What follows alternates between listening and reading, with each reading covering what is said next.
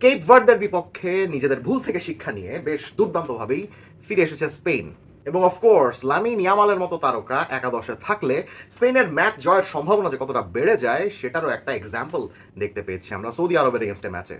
Cape ভার্দের deep ব্লকের বিপক্ষে স্পেনের খেলোয়াড়েরা শুধু একের পর এক পাসই দিয়ে গিয়েছেন, সেভাবে ডিফেন্স ভেদ করে গোল করতে পারছিলেন না। নিকো উইলিয়ামস আর লামিন ইয়ামাল অনুপস্থিত থাকলে স্পেন যে একদমই পেনিট্রেশন করতে পারে না সেটা বোঝা গিয়েছিল। শুধু তাই নয়, মিডফিল্ডে ফাবিয়ান রুইসকেও ডান দিকে খেলানো হয়েছিল, যেখানে এই বয়সে তিনি লেফট থেকে বেশি ইম্প্যাক্ট রাখতে পারেন। ডি ব্লকের এগেনস্টে এমন খেলোয়াড় দরকার হয় যে সাইড লাইনে একজন বা দুইজন খেলোয়াড়কে অ্যাট্রাক্ট করে 1 ভার্সেস 1 বা 1 ভার্সেস 2 সিচুয়েশনগুলো উইন করে উইং থেকে বক্সে এন্ট্রি নিতে পারে। কেপ ভার্দের বিপক্ষে এই ভূমিকা দেওয়া হয়েছিল লেফট ব্যাক মার্ক কুকুরেয়া আর স্ট্রাইকার ফেরান তরেসকে, যারা এই ভূমিকায় কমপ্লিটলি ফ্লপ ছিলেন। সৌদির বিপক্ষে এই ভুলগুলাই শুধরেছেন কোচ লুই দে লা ফুয়েন্তে।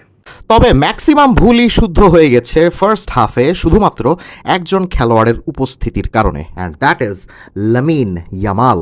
ইয়ামাল ছিলেন অ্যাটাকের ডান দিকে, মিডফিল্ড আর অ্যাটাকের টেম্পো বাড়িয়ে দিয়েছেন অনেকখানি।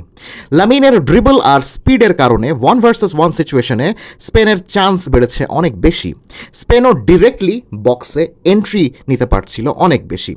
আর এদিন মিডফিল্ডের ডান দিকে ফাবিয়ান রুইজ নয়, বরং খেলেছিলেন দানি অলমো, যিনি পাশে থাকা লেফট সেন্ট্রাল মিডফিল্ডার পেদ্রির থেকে একটু সামনে খেলেছেন এবং অনেকটা নাম্বার 8 না হয়ে কখনো কখনো নাম্বার 10-এর ভূমিকায় খেলছিলেন, এই সকল জোনগুলোতে খেলছিলেন।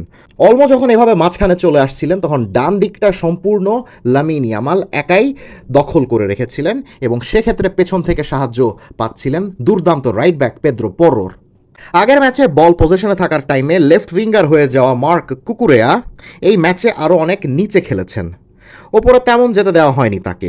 সব মিলিয়ে ইয়ামাল, অলমো, পেদ্রো পোরো এবং অ্যালেক্স বাইয়েনাদের এই কম্বিনেশনের কারণে মিকেল ওয়ারসাবালও বক্সের মধ্যে আরও অনেক বেশি লাইভলি হয়ে গিয়েছিলেন, যে কারণে স্পেন বক্সে এন্ট্রিও নিচ্ছিল অনেক বেশি, বক্সে ক্রসও পড়ছিল অনেক বেশি, বক্সের বাইরে থেকে শটও আসছিল মোটামুটি।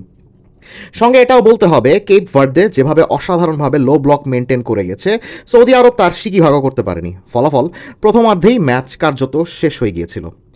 দিন শেষে ম্যাচটা এটাই শিখিয়ে দিল, যদি লামিন ইয়ামাল নিয়মিত খেলেন স্পেন বিশ্বকাপ জেতার সামর্থ্য রাখে।